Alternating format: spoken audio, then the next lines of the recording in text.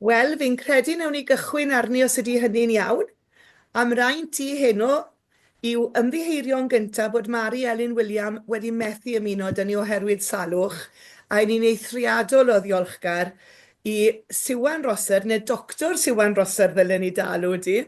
Um, ond dwi'n abod ti fel Siwan chwa'r Eilian os blynyddoedd lawer.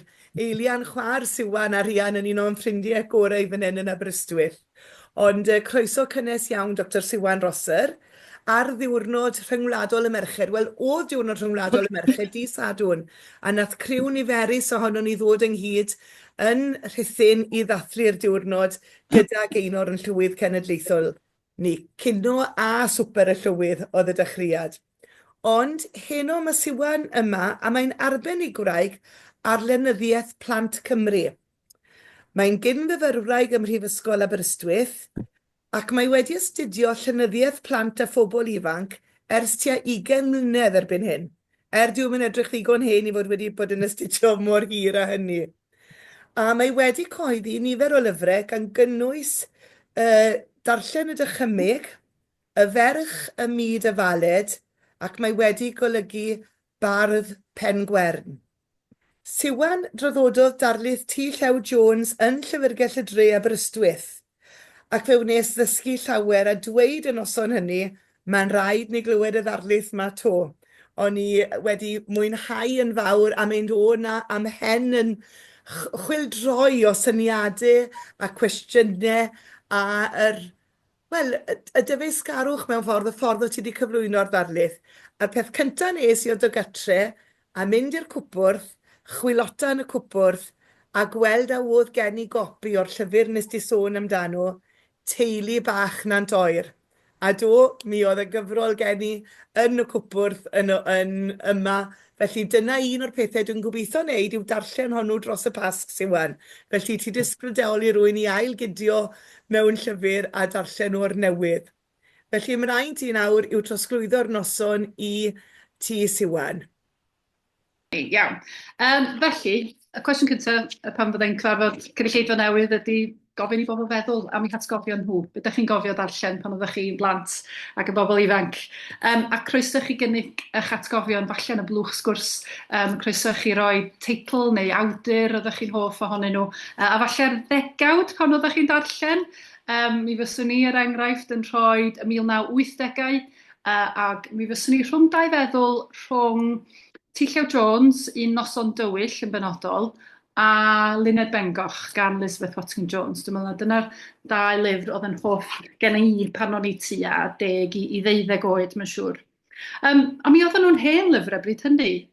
Mi gyhoeddwyd Elizabeth Luned Bengoch yn 1946, oedd hi wedi cael ei chyfansoddi cyn yr ail ryfel byd hefyd, a wedyn dod i brint wedyn.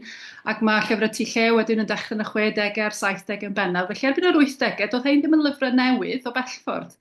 Ond mi oedden nhw'n cael eu hail gyhoeddi, cloriau dyniadol, a straeon hanesyddol, doedd ddim yn dyddio mewn gwirionedd, felly o'n i ddim yn teimlo mod i'n darllen nhw hen glysuron, ond pethau oedd yn ddiddorol ac yn ddifyr ac yn hwyl ac yn afeilgar iawn i'w darllen.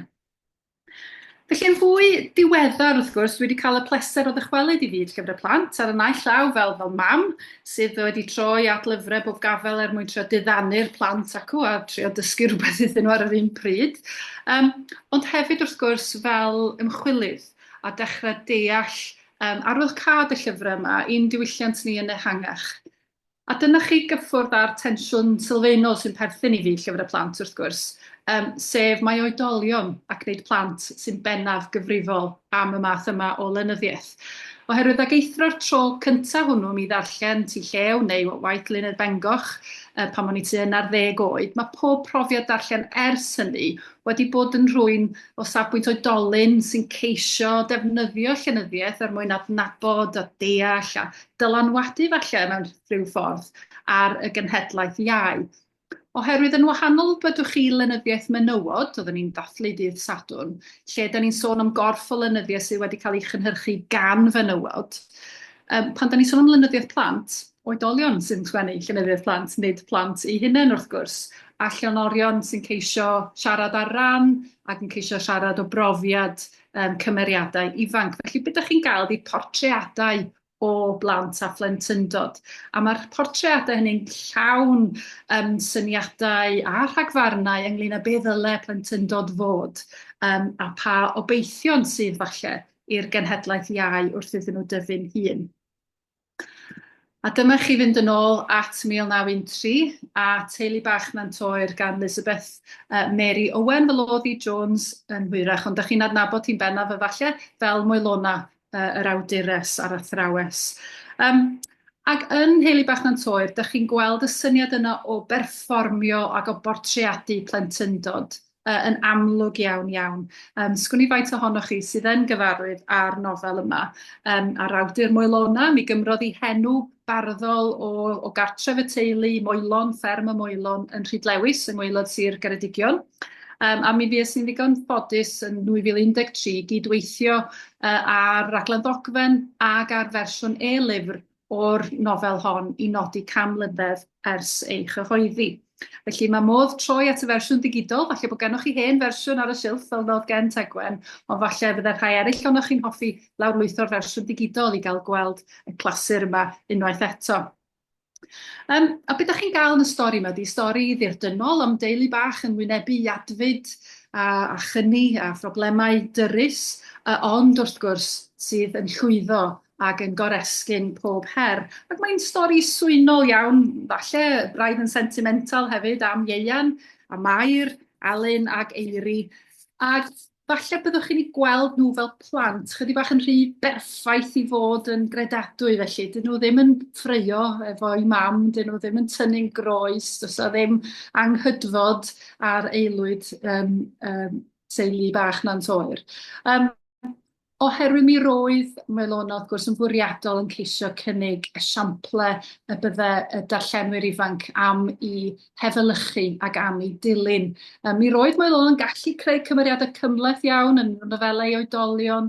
Mae yna haenau a chymlethdod i'r cymeriadau a phobl yn tynnu'n groes i gilydd, ond nid felly yn Heulu Bach Nantoer. Beth oedd i am i wneud oedd nid yn unig sgwennu stori o feilgar, oedd hi'n gobeithio fydde'n denu darllenwyr, ond sgwennu stori fydde yn cydio yn y dychymyg ac yn ysbrydoli pobl ifanc i fod eisiau bod yn rhan o'r Gymru newydd falle yma, oedd yn dechrau ymagor ar ddechrau'r 20fed ganrif, i fod yn hyderus yn eu Cymreictod ac i fod yn falch o'i iaith Gymraeg hefyd, oherwydd mae llwyddiant y teulu bach yn dibynnu raddau heleth ar eu ffyddlondeb nhw i'w iaith ac i'w cenedl yn gymaint ag i'w mam ac i'w cartref yn Nantoer. Felly oedd hi am annog pobl ifanc i garu Cymru, sgwennu ar gyfer plant rhwng tua 12 a 14 oed oedd hi wrth ysgrifennu teulu bach Nantoer.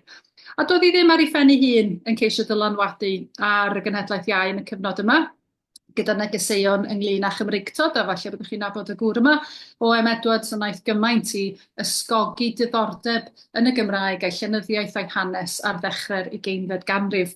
Mi sefydlodd o'r Cylchgrawn Cymru'r Plant ym 1892, oedd yn ffefryn ac yn boblogaidd am bron i ganrif wedyn wrth gwrs. Ac mi be oedd o'n gynnig am Cymru'r Plant oedd rhywbeth oedd ychydig yn wahanol i'r cylchgronau enwadol traddodiadol, oedd yn cylchdroi o gwmpas bywyd yr ysgol Sul a gwersi beiblaidd ac yn y blaen. Roedd Cymru'r Plant yn cynnig llawer iawn mwy o amrywiaeth, straeon oedd yn deillio neu eitemau oedd yn deillio o wybodaeth am byd natur, am hanes, am ddaearyddiaeth, am wyddoniaeth a phob math o bethau. A Chymru wrth gwrs yng nghanol y darlun y bob tro mi roedd O.M. Edward eisiau codi'r hen wlad yn ei hold, yn ei arwyddau ro, yn Cymru'r Plant ac yn ei gylchgrawn i oedolion hefyd. Ac bron y gwelwch chi O.M. Edwards yn ymddangos fel cymeriad yn Heulu Bach Nantoer. Yn y gymeriad o'r enw'r Parchedig Rhys Pyw, sydd yn ffeiriad yn yr eglwys lleol sydd yn dod i ymweld â'r plant yn yr ysgol ac yn rhoi rhyw araith iddyn nhw ar ddiwrnod dathlu llwyddiannau'r plant. A mae o'n i hannerch nhw'n uniongyrchol gan ddweud fel sydd gennym ni ar y sleid yn fan hyn, dweud fel hyn, mae Cymru heddiw ar ei thraed wedi deffro. Mae gan Gymru ei neges i'r byd a beth bynnag yw ei ffeileddau, mae cenedl y Cymru wedi ei chodi yn nes i'r nef na'r un genedl arall. Mewn cariad at addysg, at gartref, at bethau gorau bywyd, hi sydd ar y blaen. Felly dyna i chi'r hyder y gobaith ar gyfer Cymru'r dyfodol. Yr oedd O.M. Edwards yn ei annog ac mae cymeriad Rhys Pyw yn nofel Moelona 1913 yn ymgnawdoliad o'r gobaith hwnnw a dweud y gwir. Felly, ceisio ysbrydoli y plant i ymfalchio yn ei gwlad, yn ei hiaith, yn ei diwylliant y mae Moelona wrth sgwennu teulu bach na'n toer. Nid dim ond creu nofel i ddiddannu o bell ffordd. Nawr, efallai bod awch Moelona, dyma hi chi y ddarlun ohoni'n ifanc, beryg bod ei hawch chi bledio achos y Gymraeg mewn modd mor amlwg, wedi ei ysbrydoli gan ei hedmygedd O.M. Edwards ei hun, ond hefyd y profiadau gafodd hi fel athrawes ysgol. Oedd hi wedi geni yn 1877, ac fe haddysgwyd hi hun o dan y drefn orfodol newydd a sefydlwyd gan Ddeddf Addysg 1870, sef ddeddf oedd yn wneud addysg gynradd, addysg elfennol yn orfodol i bawb am y tro cyntaf. Nawr, doedd na ddim lle i'r Gymraeg o dan y ddeddf hon, ond cofiwch chi, nid oherwydd bod hi wedi cael ei gwahardd. Does o ddim byd yn y ddeddf sy'n dweud na ddylid addysgu drwy gyfer yn Gymraeg. Ond erbyn hynny, mi roedd pawb yn siaradwyr Cymraeg ac yn Saeson wedi rhyw dderbyn mae Saesneg oedd prif gyfrwng addysg Cymru i fod. Felly, oedd o rhywbeth a dderbyniwyd yn hytrach na rhywbeth a orfodwyd ar y Cymru ar y pryd. Ond, be olygodd wrth gwrs oedd bod na fwy o ddylanwad Saesneg ar blant Cymru nag erioed o'r blaen. Ac mi ddath Moelona ei hun i gasau deddf 1870. Mae ganddi hi araith, weles i, mewn llawysgrif ganddi hi yn y Llyfrgell Genedlaethol, lle mae hi'n cwyno am y ddeddf addysg, oherwydd bod y ddeddf honno wedi dysgu ysgolion Cymru rai pethau sydd a'i dylanwad yn aros hyd heddiw, meddai hi. A dyma dysgwyd, mae'n debyg, yn mar Moelona. Dysgwyd nad oedd gwerth yn yr iaith Gymraeg, nad oedd yn iaith i'w defnyddio gan bobl barchus, ac nad oedd yn ddilynyddiaeth werth yr enw. Mae'r pethau y ddysgur yn ieuanc yn suddon ddofn i'r meddwl, fel mae gwaith anodd anghyffredin i'w ei diwreiddio. Felly dyna lle mae hi yn priodoli diriwiad yr iaith Gymraeg erbyn diwedd oes Victoria i ddyfodiad y ddeddf addysg hon. Ac mi roedd hi hun wedyn yn ymhlith y don newydd o athrawon erbyn dechrau'r 20fed ganrif oedd yn awyddus i wrthweithio dylanwad y ddeddf honno. Dan arweiniad O.M. Edwards ei hun wrth gwrs, mi roedd o erbyn hynny yn arolygydd ysgolion ac mi roedd o'n pledio achos defnyddio'r Gymraeg yn yr ysgolion yn fwy, yn arbennig wrth gwrs os oedd y Gymraeg yn iaith gymunedol yn yr ardal oedd dan sylw felly. Felly mi ymgyhwysodd fel athrawes, mi ddiodd i ochr Wrecsam yn gweithio, ym Mhontrefn, ac wedyn yng Nghaerdydd erbyn cyfnod ysgrifennu teulu bach na'n toer. Felly mi gyreiddodd i'r ddinas tua 1907 a byw yno am ryw ddegawd. Ac un profiad sydd wedi gofnodi amdani hi yng Nghaerdydd fel athrawes ydy un lle roedd hi yn dangos i ymateb emosiynol i sefyllfa'r Gymraeg yn y brifddinas. A da ni'n gwybod am yr digwyddiad yma drwy hunangofiant Elfet Thomas, gŵr a ddaeth ei hun yn athro dylanwadol yng Nghaerdydd ganol yr 20fed ganrif, falle bod rhai ohonoch chi'n gwybod amdano fo. Roedd Geraint Jarman er enghraifft, a da ni'n cofio amdano fo fi oedd farw'n diweddar, yn diolch yn fawr i Elfet Thomas am ei ysbrydoli fo i ymddiddori yn y Gymraeg ac i ysgogi fo i gyhoeddi farddoniaeth er enghraifft. Ond i fynd yn ôl at i atgofion o, mae o'n cofio bod yn fachgen ysgol, yn ysgol Kitchener Road, sydd ddim yn bell ohono i fan hyn yn ardal Treganna. Ac mi roedd o'n fachgen ysgol lle roedd Moelona yn dysgu hefyd.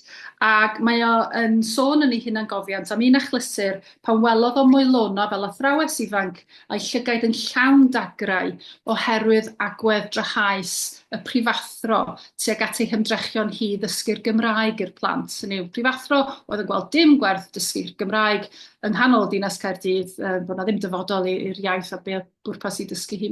Math o naratif yn anffodus, da ni wedi glywed sawl gwaith dros y degawdau. Ond hitha wedyn uh, yn dangos i hemosiwn, ond Elfed Thomas hefyd yn cydnabod, doedd hynny ddim yn mynd i'w gwasgu hi, doedd hynny ddim yn mynd i'w llesteirio hi rhag dal ati, mae'n disgrifio hi fel menyw stans, hynny yw, mae'n fodlon cymryd safiad, roedd hi'n gadarn neu safiad meddwl fo o blaid popeth Cymraeg a Chymreig. Ac o styried oedd hi'n cael y math yna o brofiadau fel athrawes ifanc yng Nghaerdydd yn union yr un adeg oedd hi'n sgwennu teulu bach na'n toer oedd yn delfrydu'r bywyd Cymraeg.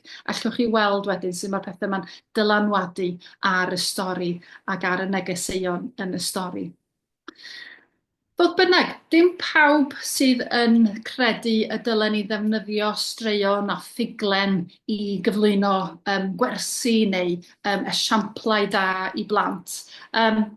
Ac mae'n hawdd dychmygu mai straeon Moelona oedd gan Kate Roberts dan sylw pan oedd hi'n sgrifennu am y nofel Gymraeg yn 1928. Erbyn 1928, roedd Moelona yn nofelydd poblogaidd iawn i blant ac i oedolion, ac mi roedd wedi sgwennu ambell i nofel arall oedd na negeseuon cryf o ran Cymreictod yn ei nofelau i blant. Ac mae'n llunio'r datganiad yma yn y llenor y 1928. Kate Roberts erbyn hynny hefyd wrth gwrs yn llenor pwysig ac yn ffigwr amlwg y mywyd diwylliannol Cymru. Ond mae'n deud fel hyn, os gwelwch chi ar y sgrin yn fanna, un o elynion pennaf y nofel Gymraeg heddiw ydyw Gwlad Garwch, neu'r awydd hwnnw am ysgrifennu storïau mwyn enyn diddordeb plant a phobl mewn oed yn yr iaith Gymraeg. Yn araith Mr Pugh ac yn ymddygiad plant Nantoer, mae'n amhosibl peidio gweld hyn ar waith. Mae'r nofel gyfan yn ceisio annog y plant i werthfawrogi'r iaith Gymraeg. Ac i rwy'n fel Kate Roberts, oedd yn credu falle mewn llenyddiaeth fel cyfrwng celfyddyd ag syniadau ag cymhlethdod soffistigedig falle. Roedd hi'n gweld y math yma o straeon yn rhy simplistig, neu rhoi negeseuon mewn ffordd rhy amlwg i'r darllenydd, yn hytrach na gadael i'r darllenydd ddefnyddio i ddychymyg i feddwl dros y hun. Wel, hanner canrif yn ddiweddarach, os na i neidio ymlaen mewn amser, fyddwn ni at T. Jones. Athro arall, rwy'n arall o Geredigion, felly rhannu nifer o nodweddion tebyg i Moelona, rwy'n fydda'n sicr wedi darllen teulu bach o'n toer, dwi'n siŵr pan oedd o'n iau.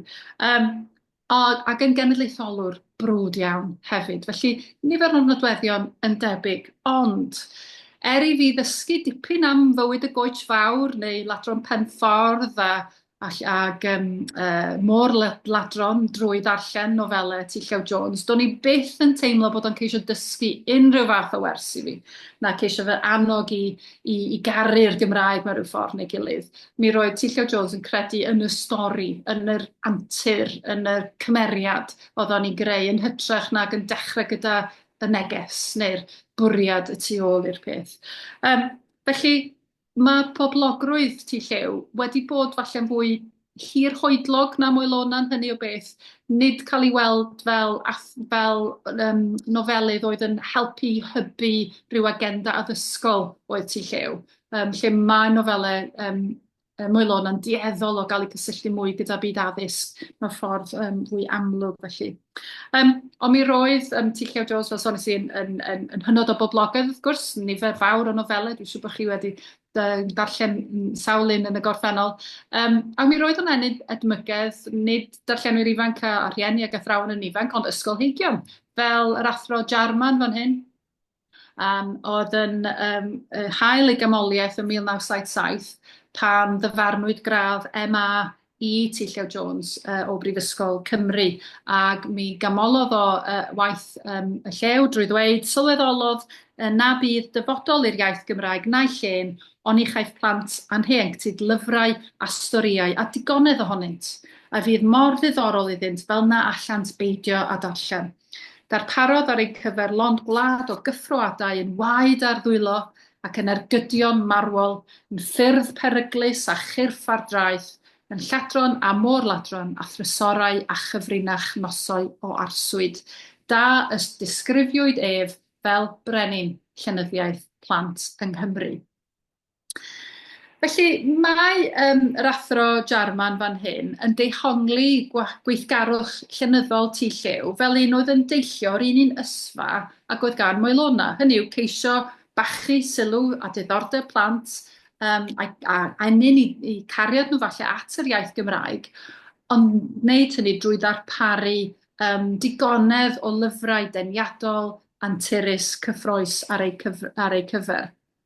Ond wrth wneud hynny, wrth ddarparu degau o anturiaethau carlamus, mi roedd T. Jones yn fwy llwyddiannus na Moelona yn gallu tynnu mantell yr addysgwr oddi ar ei ysgwyddau fo.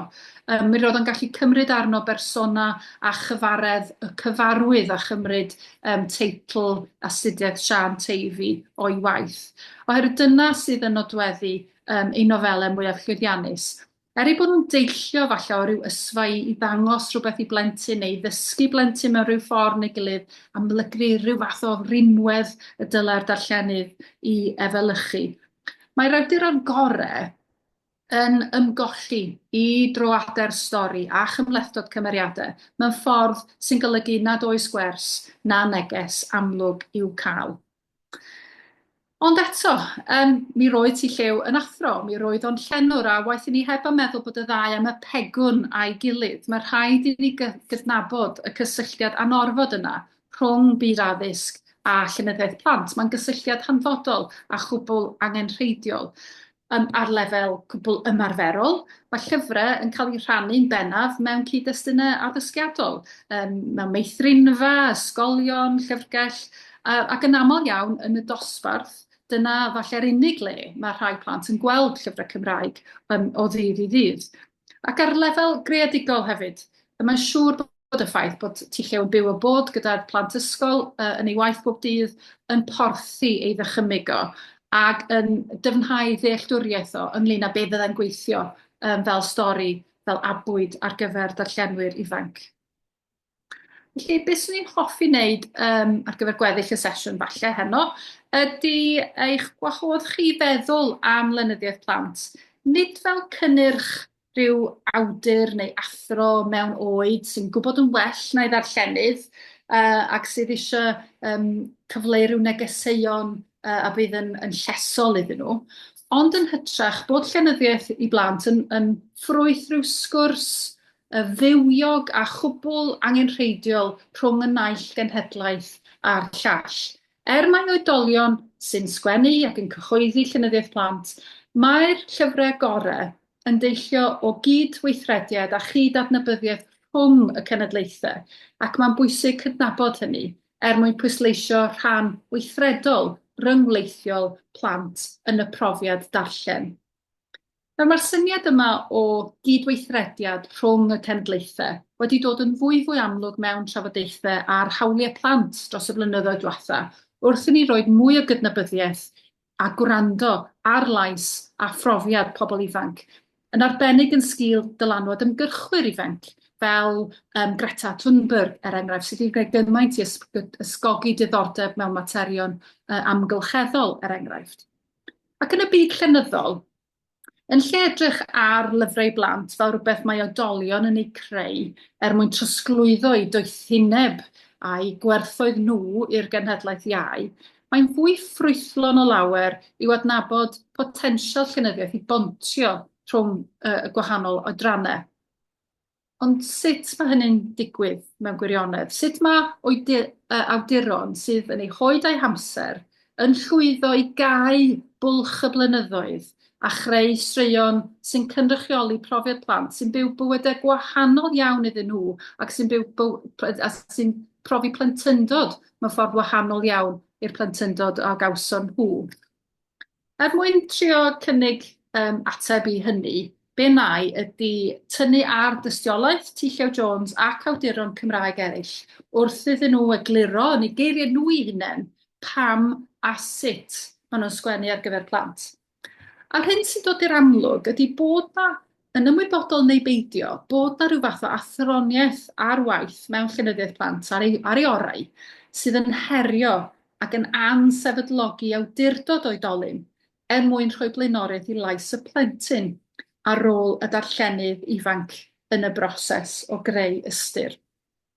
Hynny yw, nid derbyn be mae oedolion yn dweud mae plant wrth ddarllen llyfrau. Maen nhw'n rhan o'r broses o greu ystyr i'r gwaith.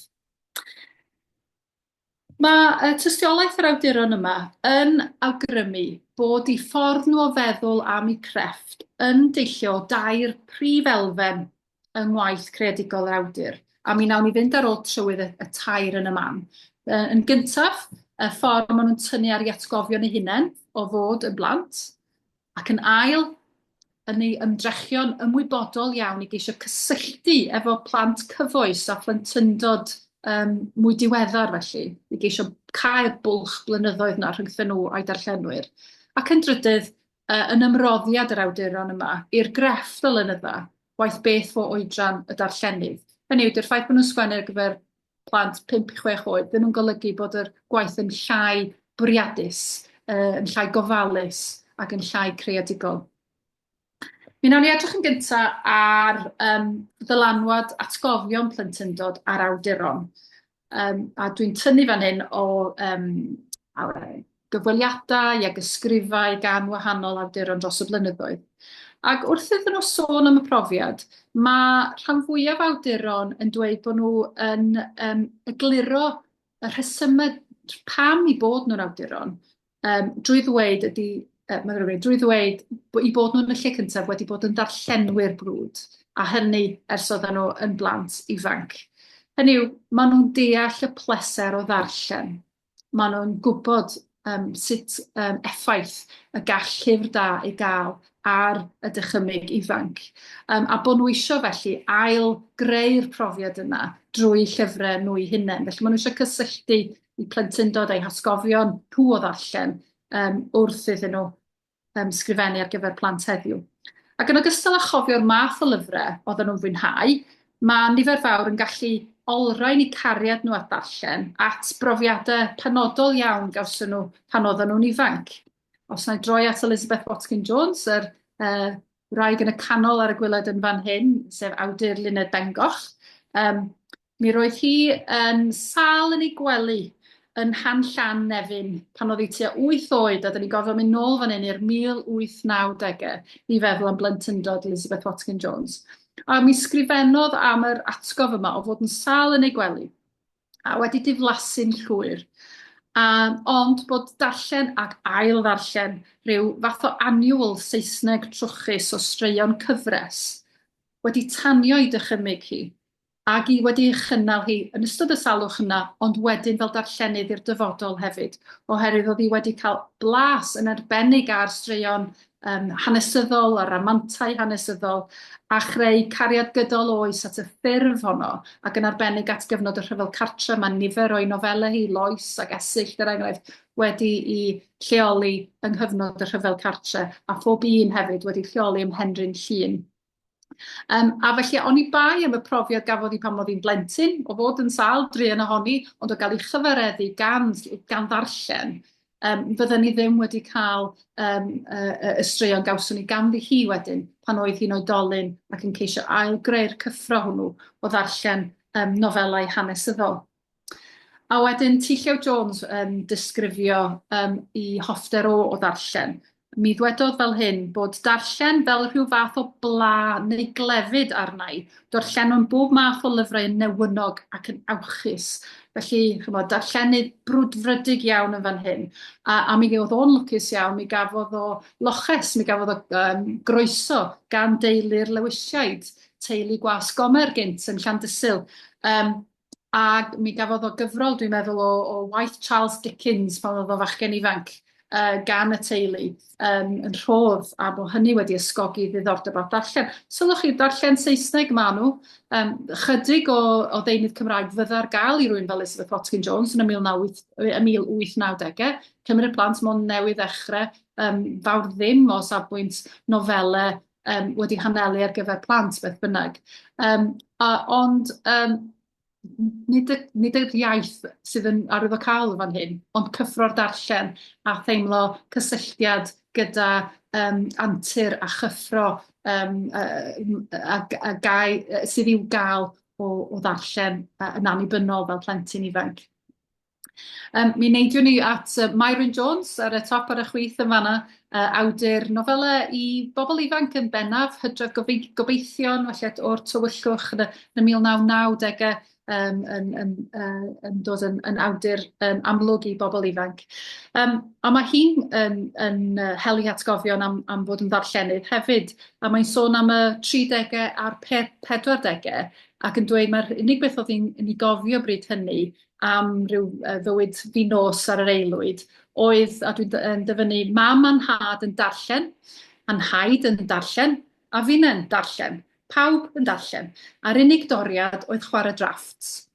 Felly doedd ddim llawer o amrywiaeth ar yr aelwyd ac gyda Myrwyn Hughes, ond mi roedd yr ymroddiad hwnnw i darllen, a sylwch pawb yn darllen, nid dim ond y plant, ond pob cenhedlaeth yn darllen. Felly mae hi'n cael ei chynnal fanna, nid yn unig gan yr profiad unigol yna o fwynhau llyfr, ond gan y gymuned ddarllen yna. A mae hynny mor bwysig bod ni'n meddwl heddiw hefyd am adeiladu cariad at ddarllen. Allwch chi ddim dweud wrth blentyn am garu darllen. Mae rhaid i chi ddangos sut mae caru darllen drwy fod yn lusgenhadon darllen yn hunain. Felly, pan dwi'n gweld rhywun ar y tren neu ar y bus a'r llyfr yn ei law, o hwnna'n braf iawn. Mae'n dangos bod ni fel cymuned yn rhan o'r yr ymdrech yma i gynnal diwylliant darllen. Wel, erbyn ni wedi cyrraedd, rydyn ni Hiwaron yn y canol o'r top yn fanna, da ni wedi cyrraedd y 1980au a'r 90au, cyfnod ym Mhlentyn dod i fan hyn, ac mi fysa gan Hiwaron ddigon o bethau eraill i wneud heblaw chwarae drafts a darllen, ond mi roedd darllen iddo fo hefyd yn ysgogol ac yn hanfodol o safbwynt i ddatblygiad fel llenor ac fel darlunydd. Mae o'n artist ac yn darlunio llyfrau yn llwyddiannus iawn. Ac mae o yn sôn am yr holl lyfrau, wedi llyfrau ffantasi, oedd wedi dylanwadu arno fo yn blentyn ifanc ac yn ei arddegau hefyd. Ac yn sôn fel mae nifer fawr o bobl yn ei wneud, ynglyn â'r syniad o ddianc i lyfr. Hynny yw bod, waith beth o'ch amgylchiadau chi, bod modd ymgolli mewn llyfr, mewn ffordd oedd yn agor y drws i fyd arall dros dro. A bod hwnna yn ffordd o adeiladu rhyw fywyd mewnol i'r unigolyn, sydd yn gyfoethog ac yn ddwfn ac yn lliwgar iawn. A bod hynny yn rhoi hyder i'r unigolyn yn ei ddychymyg a'i allu hun falle i ymateb i wahanol sefyllfaoedd. Felly mae darllen yn gallu cynnig dyfnder profiad, mae byd cyfyng sydd gan rwy'n dod o'ch i 9 neu 10 oed, drwy ddarllen mae modd enyn gwahanol fathau o brofiadau a gweld y byd o safbwyntiau gwahanol iawn sydd yn cyfoethogi y profiad yn y pen draw. Felly mae'r profiadau darllen mae math yma o awduron yn sôn amdanyn nhw yn rhai sydd yn gwreiddio cariad at ddarllen ac at lyfrau ynddyn nhw ac wedyn wrth fod yn oedolion wedyn. Dyna sy'n ysgogi nhw i fod eisiau sgrifennu wedyn ydy mwyn parhau i gynnal y swyn a'r cyffro y gall darllen i gynnig. Ond law yn llaw a sôn am ddarllen yn arbennig, mae nifer o'r awduron yma hefyd yn sôn yn benodol iawn bod nhw'n cofio bod yn ifanc. Nid jyst cofio beth oedden nhw'n ddarllen, ond cofio sut oedden nhw'n teimlo a sut oedden nhw'n ymateb pan oedden nhw ar wahanol oedrannau. A bod nhw wedyn yn rhyw sianelu'r atgofion hynny wrth ysgrifennu ar gyfer gwahanol oedrannau. A T.Ll. Jones sydd yn mynegu hyn efo'r mwyaf o asbri fedrwn ni. A mae'n dweud fel yma, rwy'n meddwl yn siŵr erbyn hyn bod rhan ohonof wedi aros yn blentyn i'r gweddill ohonof dyfu i oed gŵr.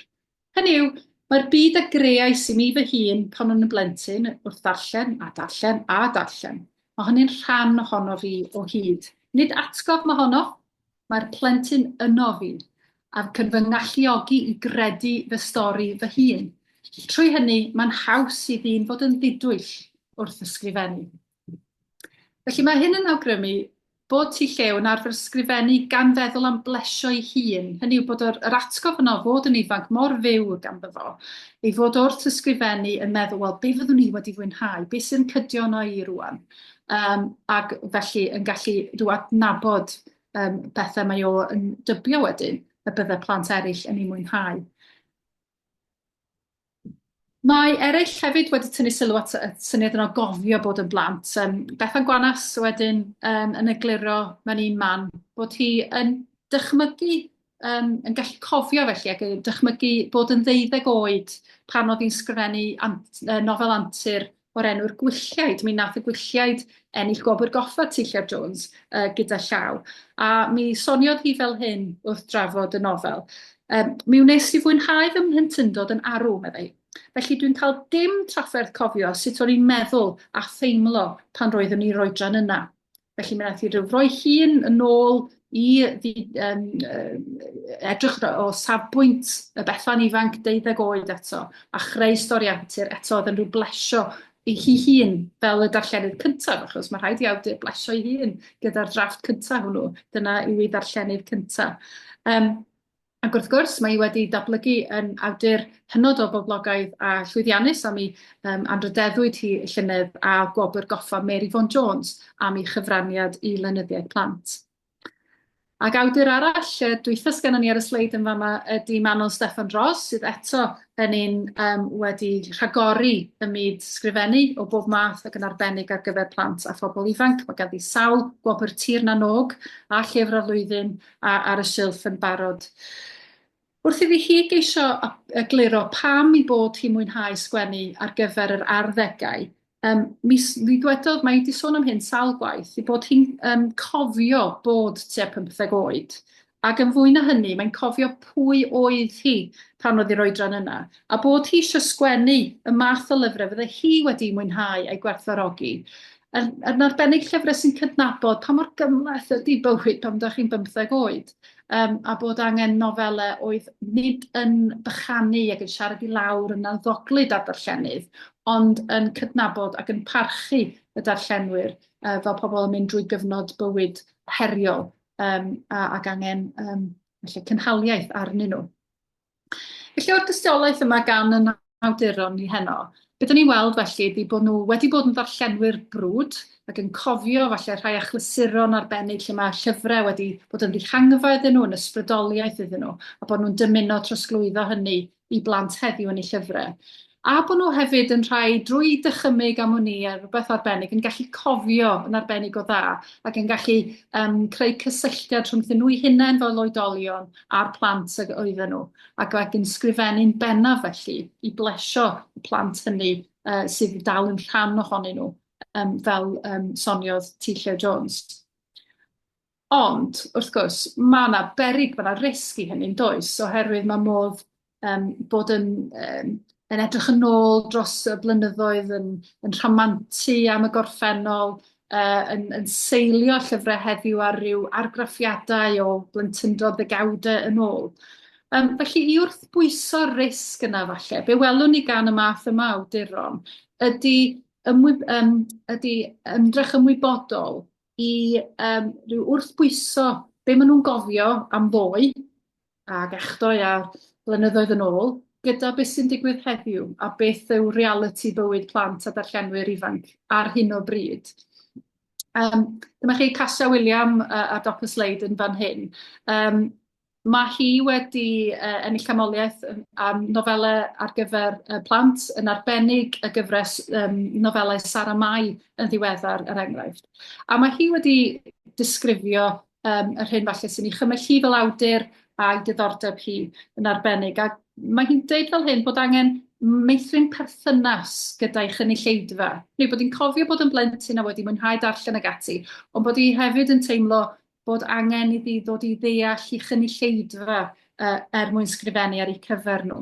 A dwi'n dyfynnu o ysgrif ganddi hi am sgrifennu ar gyfer plant. Mae'n dweud fel hyn, os am sgwennu ar gyfer plant, mae'n rhaid adnabod plant. Mae rhaid gwybod pa bethau maent yn ymddiddori ynddynt ar wahanol adegau neu oedrannau. Mae'n rhaid cael syniad o'r hyn sy'n ei poeni, y pethau sydd yn ei diddannu ac wrth gwrs y pethau sy'n gwneud iddynt chwerthu. Mae hi, fel mwyafrif yr awduron eraill, yn cyfeirio at bwysigrwydd bod ym mhwmni plant. A mi roedd y ffaith bod hi wedi bod yn fardd plant Cymru am gyfnod wedi rhoi cyfle gwych iddi, wrth gwrs, ddod i gysylltiad gyda phlant heddiw mewn ardaloedd gwahanol falle i'r ardal lle cafodd hi magu er enghraifft. Ac wrth gymryd ar y wenell llynedd, fe wnaeth Nia Morais sydd eto ar y sleid fan hyn, am gymaint o ysbrydoliaeth roedd hi'n ei gael drwy ymweld ag ysgolion a bod yng nghwmni plant fel bardd plant Cymru. Oedd hi eisiau dod eto i adnabod plant heddiw, gweld beth sydd yn ei diddori nhw. Ac mae'n dweud, oedd hi eisiau rhoi oedd hi eisiau gwybod beth mae plant yn angerddol drosto fe, dyna ddwedodd hi. Eisiau gweld beth sydd yn ei gyrru nhw, beth sydd yn ei cymell nhw. Beth yma nhw eisiau fi gynrychioli iddyn nhw hefyd. Dyna beth ydy fy rôl i, medden ni, gweld beth sy'n diddori'r plant a'i helpu nhw i fagu lleisiau a'i pŵer eu hunain. Felly, drwy bod yn fardd plant Cymru, wrth gwrs, maen nhw'n cydweithio plant i gynhyrchu testunau, lle mae plant yn llynyddo dros nhw hunain.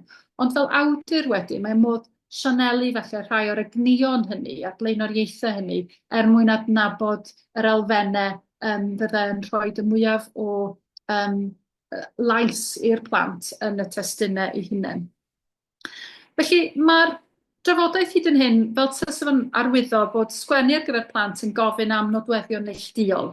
Eisiau cof, miniog am y gorffennol, ymwybyddiaeth effro am y presennol a bywydau plant heddiw, boed drwy gysylltiadau proffesiynol fel bod yn athrawes neu bardd plant Cymru, neu drwy gysylltiadau teuluol, neu dim ond drwy ddarllen ar dychymyg hefyd, wrth gwrs. Maen nhw'n deud am rôl dal er enghraifft, oedd gan fod llawr i ddeud am gwmni plant, ond mi lwyddodd i sgrifennu ar eu cyfer nhw o'r gweithio hynny. Ond fel awgrymus i, mae yna drydedd nodwedd hefyd ar wahân i'r cof o ddarllen ar ymwybyddiaeth o fywydau plant heddiw. Sef bod ni'n sôn yn fan hyn am awduron a beirdd a llenorion sydd yn gwbl ymroddedig i sgrifennu ar gyfer darllenwyr, dim ots beth yw eu choedran nhw. Bod nhw'n rhoi yr un un ymdrech a'r un un meddwl a gofal i'w gwaith. Cymrwch Carol Lewis fan hyn ar y sleid. Does dim gwahaniaeth yn y ffordd mae hi'n bwrw ati sgwennu llyfr, boed yn llyfr llun a stori yn picture book ar gyfer y plant ienga, neu nofel swmpus i oedolion. Mae wedi sôn am hyn ar bodlediadau ac mewn ysgrifau, ac mi glywes i hi'n sôn mewn un man. Mae'r un ydy gwraidd ar gyfer pob un broses creadigol. Hynny, mae'n dechrau efo syniad canolog am leoliad, neu sefyllfa, neu gymeriad, neu rhywbeth sy'n ei hysgogi hi fel awdur. Mae'n gadael i'r syniadau yna fydferwi neu ffrwtian am sbel, ac yna mae'n datblygu'r syniad drwy ymchwilio'n ddyfal a chyfrifol, gwneud ei gorau a mwynhau yr hyn sydd gan y ffurf mae'n dewis i gynnig iddi. Hynny yw, os di hi'n dewis, rydych chi bod ganddi hi stori am fam gi, mae'r syniad ynglyn â amgylchiadau'r stori yn ffrwtian, a mae'r stori mynd i gyfeiriad llyfr llun a stori ar gyfer y plant lleia. A mae wedi cynhyrchu llyfr sgleinio lleiad sydd yn sioe lwyfan ar hyn o bryd gyda llaw, ac byd merch y mel hefyd, sydd yn llyfrau hyfryd iawn iawn ar gyfer y plant lleia, ond mae yna gymeriadau cymhleth yna, mae yna luni'n storiol, sophistigedig yna, oherwydd yr un ydy'r broses greadigol, mae'r meddwl yna ar waith, nid dim ond i ddysgu gwers i blant, ond i rannu profiad emosiynol, profiad dirdynol am nhw. A na i ddyfynu hi'n Saesneg mewn un man, mae'n dweud, it's all about due diligence, about research, about doing the best you can, enjoying what that genre can give you. Boed yn nofel, neu boed yn gomic, neu yn lyfr i'r plant ienga. Felly dyma broses greadigol mae Carol Lewis yn ei disgrifio, sy'n dangos yr un parch at y darllenwyr os ydyn nhw'n 4 neu yn 40 oed. A chewch chi ddim enghraifft mwy trafiadol o ymroddiad awdur at ei grefft na llyfr llun a stori y ddinas uchel gan Huw Aron i'w dychwelyd at y fo am chydig bach. Yn y marn i, mae hwn yn lyfr arbennig iawn iawn. Mae'n werth gwrando ar Huw yn egluro'r broses o greu'r llyfr yma. Mae yna fideo hyfryd ohono fo ar wefan y Cyngor Llyfrau'n sôn am hynny. Nath o ddim dechrau fo'n neges fel teulu bach na'n toer eisiau cael plant i garu Cymru. Doedd o ddim eisiau dweud yn rhywbeth yn benodol Ond mi nath o ddechrau fel caril gyda rhyw syniad neu ddelwedd arbennig. A'r ddelwedd oedd ganddo fo oedd tyrau. Felly cyfres o dyrau yn ymestyn tua'r awyr. Ac o'r syniad na, ach, maen nhw mhob man o'n cwmpas ni yma yn y ddinas wrth gwrs, ac o'r syniad o'r tŵr hwnnw, daeth o i feddwl am y syniad o ddinas. O ddinas lle mae pawb yn gwneud dim byd ond adeiladu tyrau, ddydd a nos. Ac wedyn mi ganddo fo syniad wedyn, beth sy'n digwydd tas yna ferch fach yn byw yn y ddinas yma, o ddim eisiau adeiladu tyrau ddydd a nos, ond oedd eisiau tyfu fyny i wneud rhywbeth gwahanol. Na mae hon yn stori soffistigedig iawn, ond mae'n gamau llyfr llun a stori ydy hon, ar gyfer plant o dan 7 oed, mae'r llyfr yn cael ei farchnata. Felly mae perygl i ni gymryd yn ganiataol, llyfr ar gyfer plant bach, mae'n digon syml, un wedd fydd ar hon, felly bod y darluniau yna yn bennaf i blesio'r llygad, i edrych yn braf ac yn neis, a fyddwn ni ddim yn gofod meddwl rhyw lawer wrth edrych ar y testyn yma. Ond edrych ar y dudalen yma, os gallwch chi weld ar eich sgriniau chi, mi allwch chi wybio dros y cyfan mewn eiliadau. Does am llawer o eiriau yna, allwch chi ddarllen yn sydyn iawn iawn, bydd pawb yn gweithio'n galed o fore gwynt a nos i fynd yn uwch ac yn uwch ac yn uwch. Ond sylwch ar yr adeiladwaith, ar y ffordd y mae'r tyrau yn codi'n uwch ac yn uwch ac yn uwch gyda phob gair. Mae yna rhythm, mae yna fwriad i'r geiriau yma sydd yn cyd-fynd yn berffaith gyda darluniau. Dyna fantais cael awdur sydd hefyd yn darlunydd hefyd. Mae'r briodas rhwng y gair a'r llun yn agos iawn iawn wedyn. Felly mae'r cwbl yn fwriadol iawn, mae lleoliad y geiriau yn gwbl fwriadol. Mae'r bwlch gwyn y mawr yna ar dop y dudalen yn gwbl fwriadol. Achos da ni'n gwybod mae bwlch gwyn yna mynd i gael ei lenwi wrth i'r tyrau yma dyfu a thyfu. Ac da ni'n dechrau dod i adnabod nad oes na reswm dros hyn. Dyn nhw'n tyfu, dyn nhw'n adeiladu ar ryw bwrpas arbennig, dyn nhw ddim yn dyrra ofnadwy o daclus chwaith, maen nhw'n ddigon bler. A dyn nhw ddim yn mynd i nille, a dyn nhw ddim yn cyflawni dim byd, ond mae pawb yn brysur iawn. Felly maen nhw'n adeiladu at eich chafbwynt, a fel arfer, pan ydych chi'n cyrraedd ar eich chafbwynt, ydych chi'n cyrraedd rhywle ydych chi eisiau bod yno, a mae werth yr ymdrech, ond does na ddim pwrpas i hyn. Be maen nhw'n neud ydi ail ddechrau ag ail godi'r tyrau dro ar ôl tro. A be gewch chi ar y dudalen nesaf di dim mwy na tŵr arall a thŵr arall. Ond wedyn, da chi'n troi tudalen, ac mae yna rhywbeth hollol wahanol yn digwydd, rhywbeth sydd yn creu hollt rhwng y byd undonog yma, o waith a gwaith a mwy o waith, at fyd y dychymyg a'r meddwl a chredigrwydd.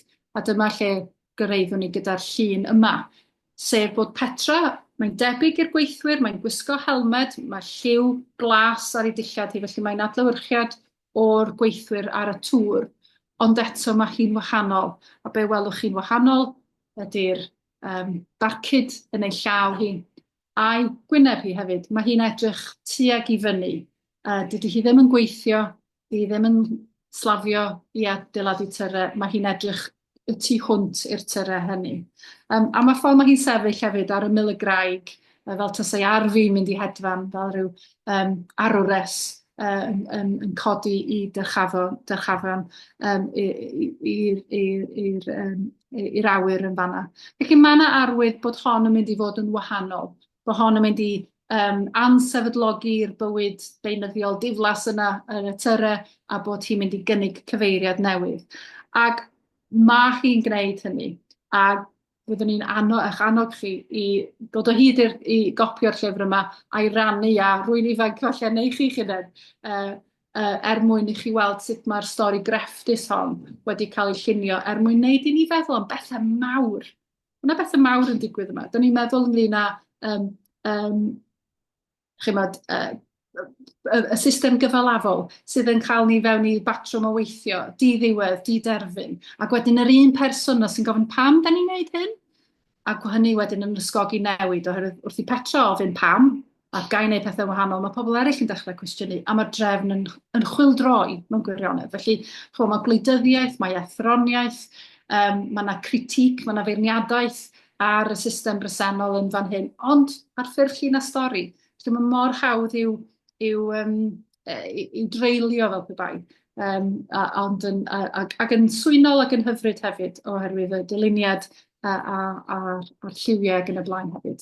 Felly, dyna chi enghraifft o ymroddiad awdur a darlunydd i'w grefft i ddweud pethau mawr wrth blant, ond mewn ffordd sydd yn ddeniadol, sydd yn hwyliog hefyd, ac sydd yn codi gwen yn ogystal â wneud i ni feddwl. A deud y gwir falle bod y llyfr y ddinas uchel yn cyd-fynd efo gweledigaeth Angharad Thomas am lyfrau plant. Ac mae'n diddorol i ni sylwi, mae un o hoff awduron Huw Aron ydy Angharad Thomas a bod o'n cofio'n yn anwyl iawn am ddarllen llyfrau cyfres Rwdlan pan oedd o'n blentyn. A da ni'n gweld Angharad Thomas yn mynegu sut mae hi'n teimlo am lenyddiaeth i blant. Pan mae hi'n ymateb yn 2008 i honiad yn y cylchgrawn barn oedd yn dweud mai gwersi moesol sydd yn adnodweddu llyfrau plant. Roedd Dyfrig Jones, yr golygydd ar y pryd yn 2008, wedi llunio erthygl ar lyfrau plant, ac wedi dweud yn yr erthygl mai, a dwi'n dyfynnu, cynnig arweiniad moesol yw un o brif swyddogaethau llyfrau i blant. Nawr, mi roedd hyn wedi corddi Angharad Thomas, a mi ddefnyddiodd hi ei cholofn yn yr Herald yr wythnos ganlynol i ddeud nad oedd gan wersi moesol ddim lle yn y drafodaeth ar lyfrau plant. Iddi hi antur fendigedig yw llyfr da. Ac mae'n amlwg yw llyfr da, lle mae'r darllenydd yn dysgu nad yw'r ffin rhwng da a drwg wastad yn aneglur. Hynny yw, nid dweud wrth blant pwy yw'r cymeriadau da a drwg a pham yw ei gwaith hi fel awdur, ond darlunio gwahanol ffyrdd o fywyd ac o fyw ac o feddwl a gadael i'r darllenydd ddod i'w gasgliadau ei hun. A drychwch chi ar, os gwelwch chi gymeriad Strempan fyny fanna, os da chi'n gwybod am Strempan, mae hi'n flin. Dydy hi byth yn hapus, a mae'n drygionus iawn iawn ac yn creu bob math o helynt i bobl gwlad o rwla. Ac wedyn mae'r llipryn llwyd, dydy o byth yn hapus. Mae rhywbeth yn ei boeni fo hyd. Mae'n byw efo iselder a deud y gwir, a mae'r cymeriadau eraill yn gwneud y gorau ac yn ei gynorthwyo fo hyd y gallan nhw felly. So mae nhw'n gymeriadau, mae'n rhaid i chi ddod i ryw benderfyniad ynglyn â sut ydych chi'n mynd i ymateb iddyn nhw. Does dim rhaid i chi weld y naill yn ddrwg a'r llall yn driennus. Dych chi hefyd yn gweld yr hiwmor a'r agweddau dynol yn y drygioni a'r tristwch yna hefyd.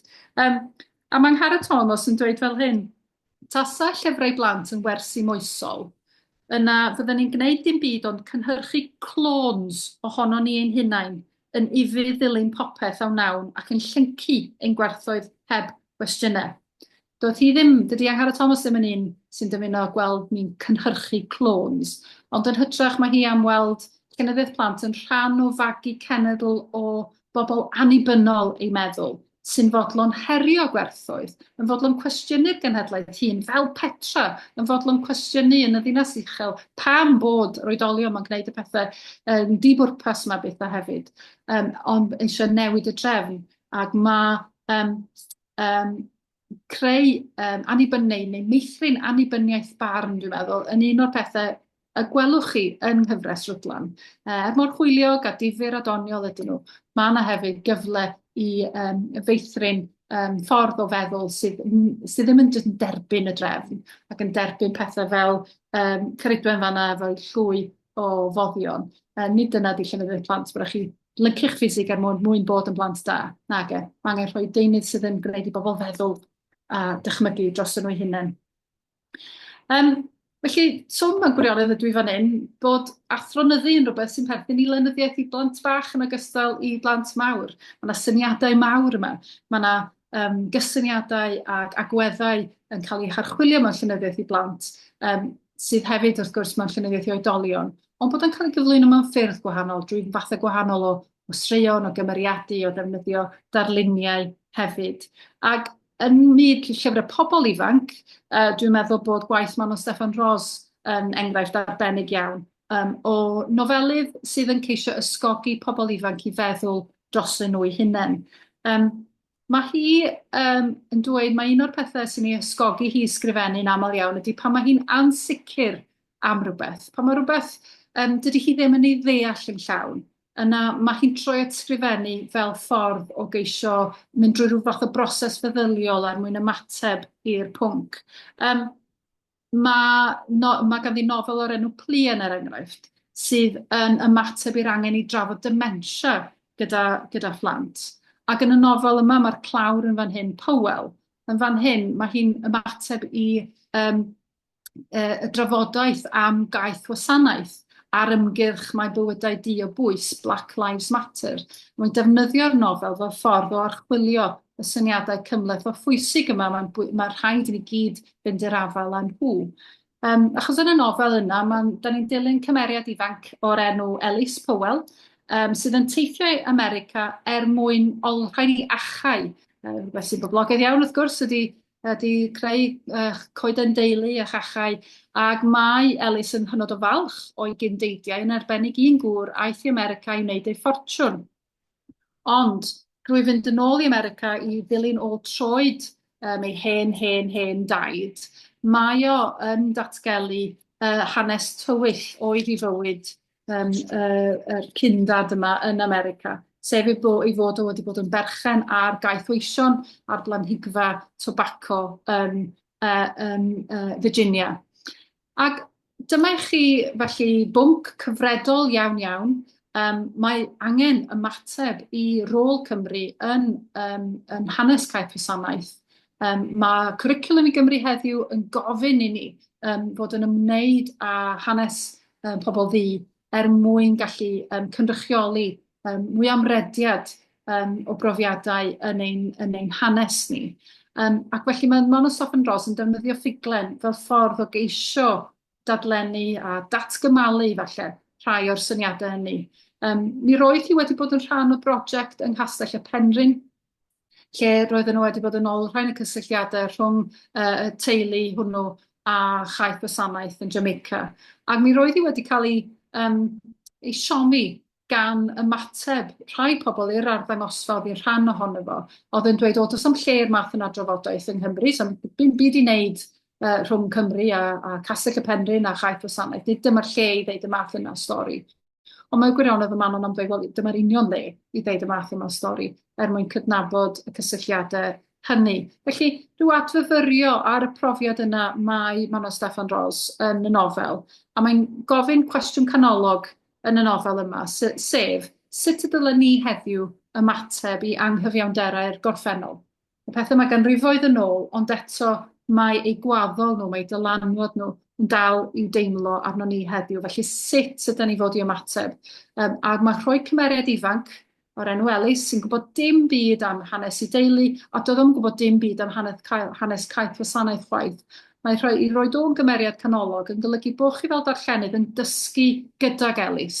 Felly mi ydych chi wrth gwrs yn elwa ar ddarllen, ydych chi yn dysgu rhywbeth yn ei ystyr ehangach, ond nid bwyd llwy sydd yma, nid trosglwyddo rhywbeth mewn ffordd syml mae Manon Steffan Ros yma, ond gofyn cyfres o gwestiynau i chi fel darllenydd, a ydych chi'n gofyn meddwl dros eich hunain, beth swn i'n neud? Tyswn i'n y sefyllfa yna? Enghraifft, mae yna gerflun o gyndad Ellis yn y pentre lle gafodd ei magu yn y stori yma, a un o'r cwestiynau nofel, dylen nhw dynnu'r gerflun yn y lawr? A does o ddim ateb hawdd i'r hwnna. A mae'n gwestiwn sydd wedi cael ei ofyn mewn sawl ardal, yn arbennig ymryster, wrth gwrs, lle mi nathon nhw dynnu cerflun Edward Coulston i lawr oherwydd y cysylltiadau caeth wasanaeth. Felly dyna chi dip ar y nofel yna, sydd efallai'n caniatáu ni feddwl am nofelau, yn enwedig nofelau i bobl ifanc, fel rhyw ofod saff falle, i ofyn cwestiynau anodd, ac i alluogi darllenwyr i arbrofi, a meddwl, a dechrau cwestiynu falle, rhai o'r pethau mwy problematig sydd wedi cael eu hetifeddu o'r gorffennol.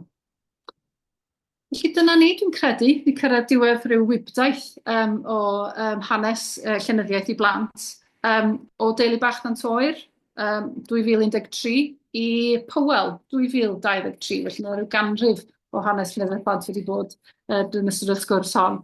Nawr mae'r ddwy nofel wedi hanelu at yr un oedran targed, ond chi synhwyro, mae'r agwedd at y darllenydd yn wahanol iawn. Ar y naill llaw, teulu bach na'n toer, yn destun sy'n eisiau rhannu neges, eisiau dweud wrth darllenydd beth i feddwl, sut i ymateb, a sut i garu Cymru'n well.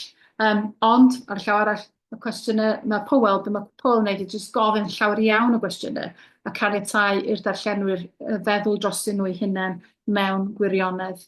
Felly, beth sydd ganddo ni fan hyn ydy, dwi'n meddwl, byd llenyddol sy'n rhoi llais y plentyn a phrofiadau plentyndod ar flaen y llwyfan i sicrhau bod llenyddiaeth i blant yn gallu cysylltu gyda cenedlaethau o ddarllenwyr a gobeithio ysbrydoli rhai i fod yn llenorio un eu hunain pan fydden nhw'n hun. Diolch yn fawr iawn i chi am rando heno ac drosglwyddo yn ôl at Tegwen.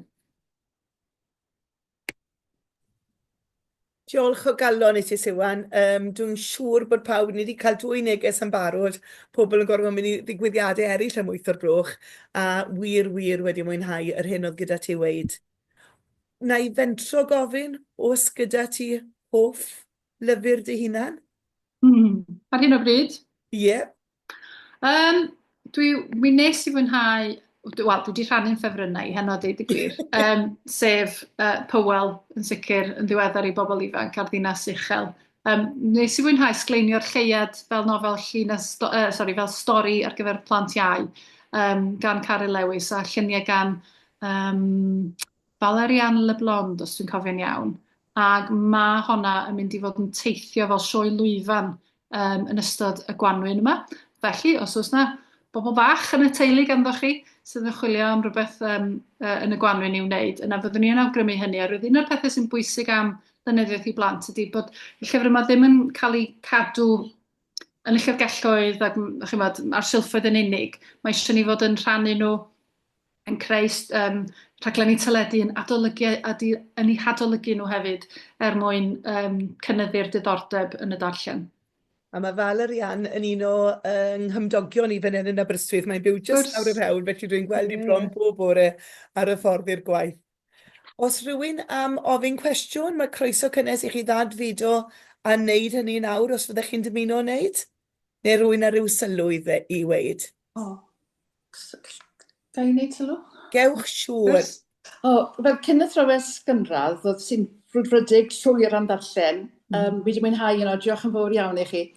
Un sylw ysdi fi, fi'n cofio bod mewn darlith gyda Rhyfei Ffinn rai blynyddoedd ôl. Rhyfei Ffinn o Sir Efrog. Wedodd i'r beth o'n i'n meddwl oedd yn berthnasol iawn, ac o'n i'n cofio hwnna wastod. Mae llyfrau lluniau, chi'n tueddu meddwl bod nhw i blant bach, ond mae lot o lyfrau lluniau wedi anelu at blant sydd dipyn yn hyd. Chi'n meddwl o beth fel Rotten Island a Where the Wild Things Are. Y math, o'n i'n meddwl llyfr Rhyw Aron yn arbennig nawr. Mae'r neges na, dim llyfrau, chi'n edrych llyfr lluniau, llyfr plant bach, nid cynnwys llyfr plant bach yw lot o'r llyfrau lluniau, a mae hwnna'n ffordd i ddenu felly plant sydd ddim mor awyddus i ddarllen llon dudalen o brint. Maen nhw'n cael llyfr lluniau sydd wedi anelu at eu hoedran nhw yn enwedig bechgyn.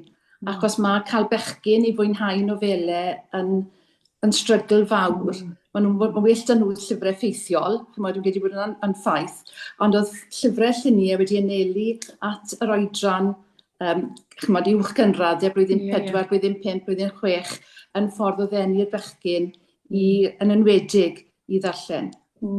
Yndi, mae'n gyda brofiad hynny ar hyn o bryd yn tîm gyda llaw.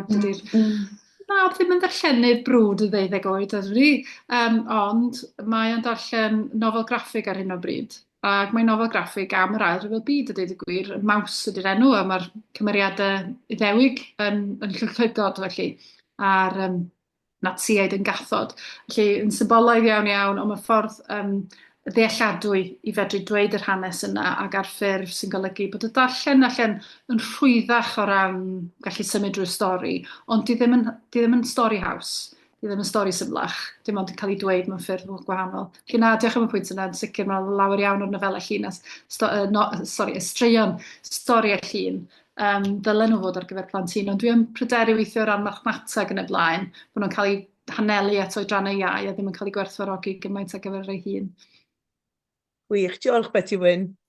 Unrhyw sylw arall neu gwestiwn? O sôn am gael bechgyn yn enwedig i ddarllen yn ddeuddeg. Ti'n reit, Siwan? Ia, diolch. Ac mae'r wyr gyda i, mae o wedi bod o ddarllenwr arbennig ers pan mae o'n fach. A mae o wedi mwynhau y pethau Harry Potter a'r pethau fantasy mawr ma, bethau felly. Ac oedd o'n marw bryd, a sgen ti'n rhywbeth i ddarllen na un ynddo? A fi'n ymestyn yr hen lyfrau y merched yma ddarllen pan oedden nhw tu ar oed yna, sef cyfres y llewod dan y pari. Dim diddordeb. Rhyfedd yn dydi, fel wyt ti'n sôn, fel yn yr oes yma, mae'r diddordebau di newid a be maen nhw wedi arfer ddarllen a bethau felly. Oedd o'n cael blas o gwbl arno fo, dwi'n meddwl bod wedi gorffen y lle, dwi'n cofio pa un oedd o. Troedd y merched yma yn yr 80au, fwyr, dechrau'r 90au falle.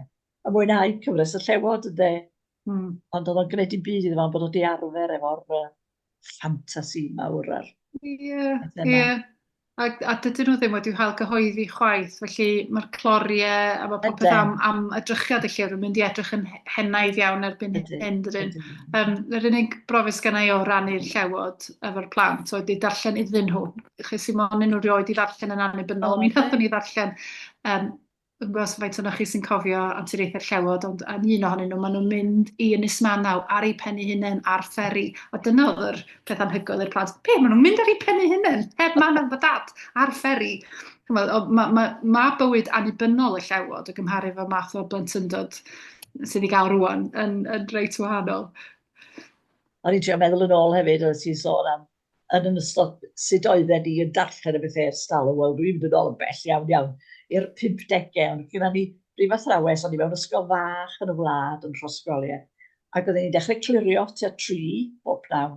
Erbyn 10 munud chwarter wedi, reit, stori gyfres. Bob pnawn. A dwi'n cofio hi oedd yn darllen, ddim ni oedden ni'n gwrando, a Croesi'r Paith, Bryn Williams.